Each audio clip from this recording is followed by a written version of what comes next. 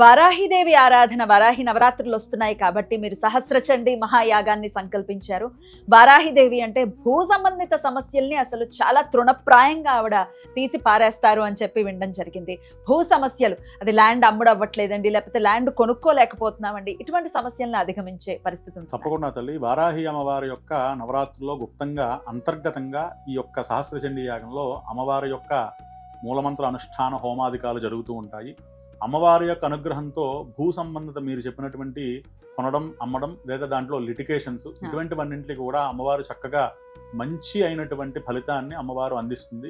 అమ్మవారిని ఆరాధన చేయడం వల్ల చక్కగా విశేషమైనటువంటి ఫలితాలని పొంది ఆ సమస్యలన్నీ కూడా తొలగడం జరుగుతుంది తల్లి అమ్మవారి యొక్క అనుగ్రహం వల్ల. ఈ మా ఇద్దరి మధ్య అంటే అన్నదమ్ముల మధ్య అది ఇరుక్కొని ఉందండి. ఒకడేమో అమ్ముదామని అంటాడు, ఒకడేమో వద్దని అంటాడు. మాకు రావాల్సింది మాకు రావట్లేదు అనే వాళ్ళకు కూడా అమ్మవారి ఆరాధన చక్కగా తల్లి. దీనికి మీరు చెప్పిన లిటిగేషన్ కి దాని యొక్క అధిష్టానం కుజగ్రహం, ఆ యొక్క గ్రహానికి అధిపతి అమ్మవారు కాబట్టి చక్కగా అది కూడా నెరవేరుతుంది తల్లి. ఆ యొక్క సమస్యలన్నీ కూడా తొలగుతాయి.